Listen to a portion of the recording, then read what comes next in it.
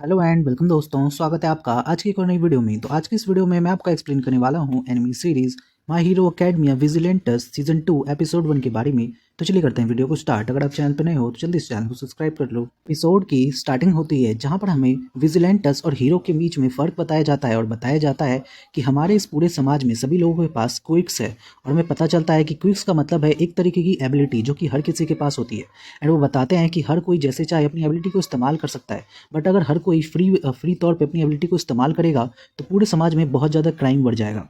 इसी कारण से हर किसी को इस तरह से एबिलिटी इस्तेमाल करने के लिए मना किया गया है। और साथ ही में कुछ लोग ऐसे हैं जिनको फ्री तौर पे इन एबिलिटी को इस्तेमाल करने के लिए बताया गया है और उन लोगों को ही हीरो कहा जाता है। जो लोग हीरो होते हैं वो फ्री तौर पे अपनी इस एबिलिटी का इस्तेमाल कर सकते हैं ताकि वो वर्ल्ड में जितने भी लोग हैं उनकी सुरक्षा कर सकें। वहीं दूसरी ओर कुछ ऐसे लोग भी हैं जो कि इन्हीं तरीके के हीरो बनने की सोचते रहते हैं हमेशा और सपना देखते हैं कि कैसे वो भी एक हीरो बन पाएंगे, वो भी लाइसेंस वाले।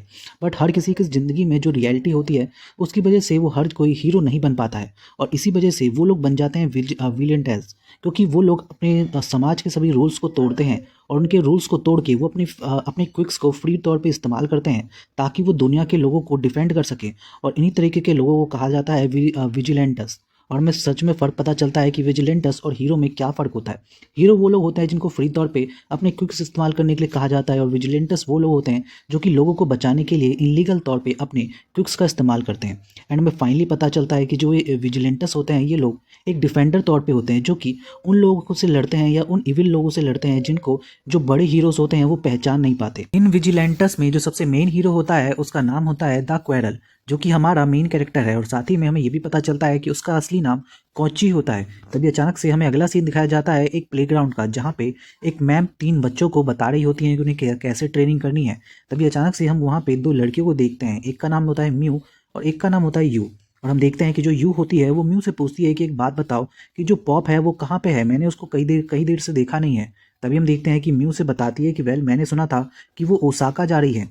तभी जो यू होती है वो कहती है कि तुम्हें मुझे बताना चाहिए था, मैं भी उसके साथ जाना चाहती थी टूर पे। बट हम देखते हैं कि वो बताती है कि वेल उसने मुझे बताने के लिए मना किया था। तभी हम देखते हैं कि जो यू होती है वो बोलती है कि अच्छा एक बात बताओ कि क्या वो ओसाका अकेले ही गई है। बट वो कहती है कि नहीं, वो अपने मैनेजर के साथ गई है, यानी कि कोची के साथ।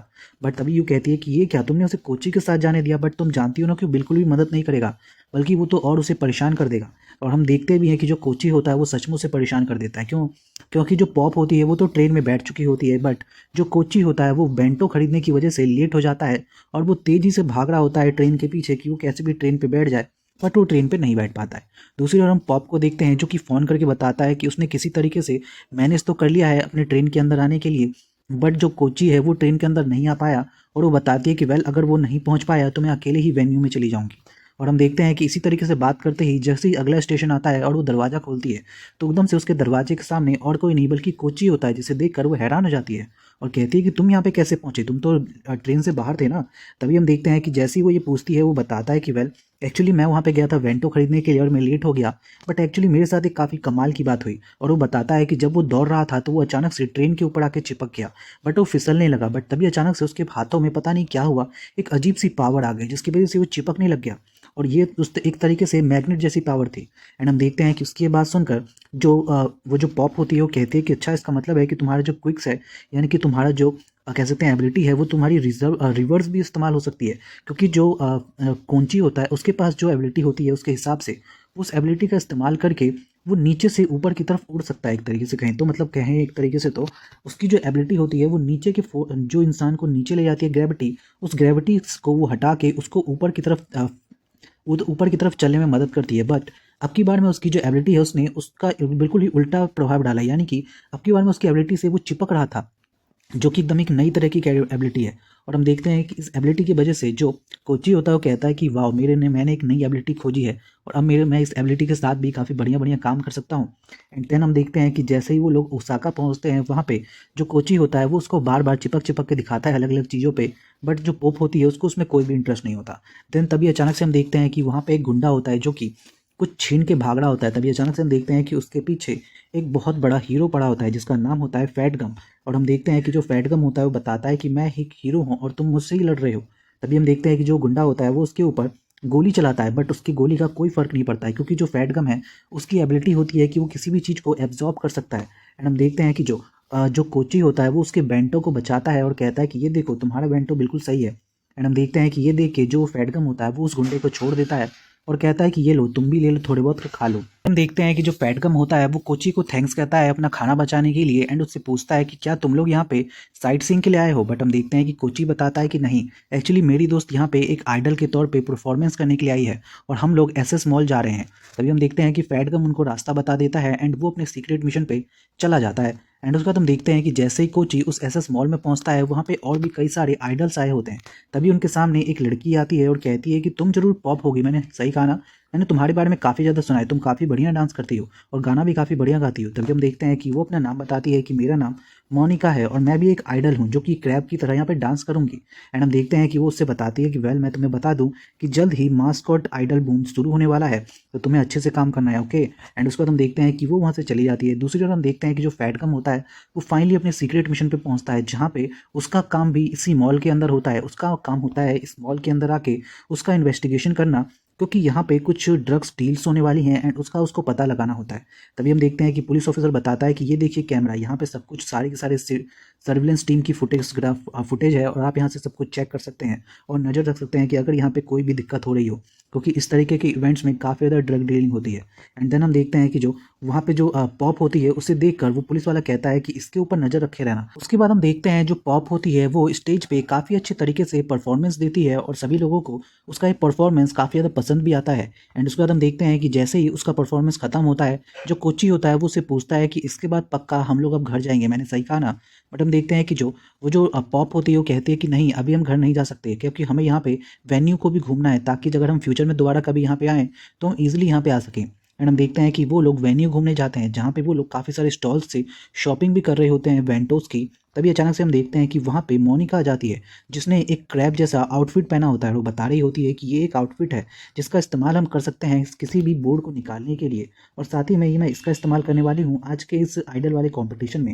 एंड हम देखते हैं कि वो पूछती है कि अच्छा एक बात बताओ कि क्या तुम लोगों ने खाना खाया, अगर नहीं खाया है तो तुम लोग ये मेरा बेंटो ले सकते हो। बट हम देखते हैं कि जो जो कोची होता है वो कहता है कि वेल मैंने तो ऑलरेडी रेलवे स्टेशन के पास वेंटो खरीद लिया था और उसे याद आता है कि वो तो एक्चुअली इसी वजह से ट्रेन भी मिस कर गया। तभी अचानक से हम देखते हैं कि जो मोनिका होती है वो कहती है कि वेल मेरे पेट में थोड़ा दर्द हो रहा है, मुझे लगता है कि मुझे जाना होगा।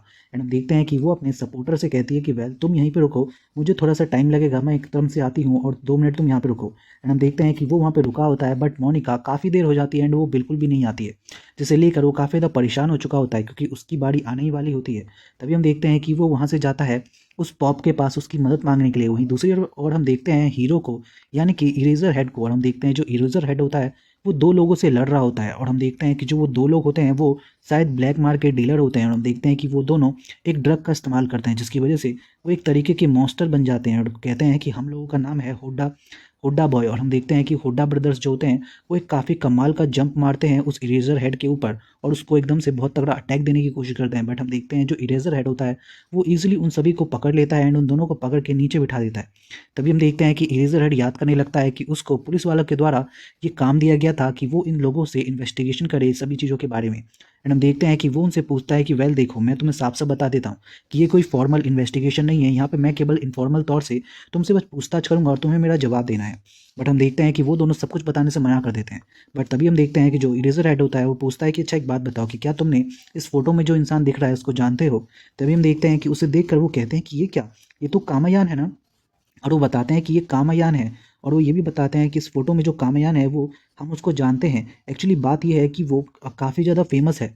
बट तभी हम देखते हैं कि जो इरेजर हेड होता है वो बताता है कि वेल इस कामायान को इस समर में ही गिरफ्तार किया गया है और जब इसे गिरफ्तार किया गया तो इसके पास एक अजीब तरीके की ड्रग थी जिसकी वजह से इसको लगाते ही वो काफ़ी ज़्यादा वायलेंट हो गया था और साथ ही में इसकी वजह से काफ़ी ज़्यादा बड़ा भी हो गया था। बट हम देखते हैं कि इसी बात सुनकर वो कहते हैं कि ऐसा नहीं हो सकता है, वो ज़रूर काफ़ी ज़्यादा वायलेंट था बट वो ज़्यादा बड़ा नहीं था, वो छोटा सा ही था। और वो कहते हैं कि शायद मुझे लगता है कि इसके पीछे किसी ड्रग का इस्तेमाल किया गया है और वो शायद नाइट विजन ड्रग्स है। और वो बताते हैं कि ये ड्रग्स काफ़ी ज़्यादा पॉपुलर हुआ है शुरू के टाइम में। और वो बताते हैं ये भी कि ये जो ड्रग है ये काफ़ी ज़्यादा पॉपुलर ड्रग है और ये बहुत ही बुरा इस्तेमाल होता है लोगों के ऊपर। अगर कोई भी इसको एक बार इंजेक्ट कर ले तो वो बिल्कुल ही अपना कंट्रोल खो बैठता है। और हम देखते हैं कि वो बताते हैं कि बट हम इसका इस्तेमाल नहीं करते हैं, हम जो भी ड्रग का इस्तेमाल करते हैं वो लाइसेंस्ड होता है। बट तभी इरेजर हेड उससे कहता है कि अच्छा तुम लाइसेंस ड्रग का इस्तेमाल करते हो, बट तुम्हें पता है ना कि ड्रग का इस्तेमाल करना बुरी बात है और साथ ही में इसको बेचना भी। बट तभी हम देखते हैं कि इसकी ये बात सुनकर वो लोग डर जाते हैं और कहते हैं कि वेल हम उसका अपने लिए ऊपर इस्तेमाल करते हैं और किसी के ऊपर नहीं। इरेजर हेड कहता है कि देखो मुझे और कुछ नहीं जानना, मुझे केवल इतना जानना है कि एक बात बताओ कि ये जो डेंजरस विजन है वो है क्या, और आखिर इसको कौन बेचता है और इसका रूट क्या है। बट हम देखते हैं कि उन लोगों को इसके बारे में कुछ भी पता नहीं होता।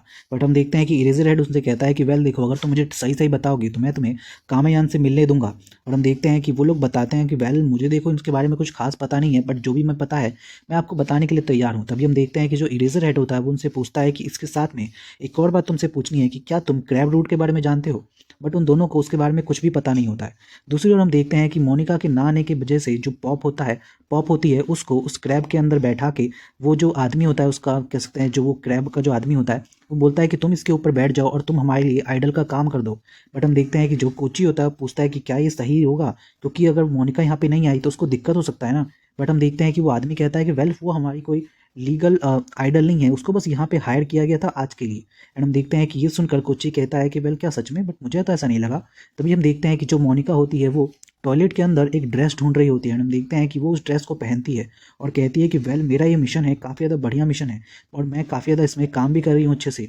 तभी हमें पता चलता है कि जो मोनिका है वो कोई आइडल नहीं है, बल्कि वो एक ऑफिसर होती है, वो भी पुलिस की, जो कि यहाँ पे ड्रग्स के छानबीन के लिए आई है। एंड इसके बाद जो मोनिका होती है वो वहाँ से बाहर निकलती है और कहती है कि अब मेरी इन्वेस्टिगेशन स्टार्ट होगी और मैं उन ड्रग्स डीलर्स को पक्का पकड़ लूँगी। एंड इसके बाद यहीं पे एपिसोड खत्म हो जाता है। So thank you so much for watching this video.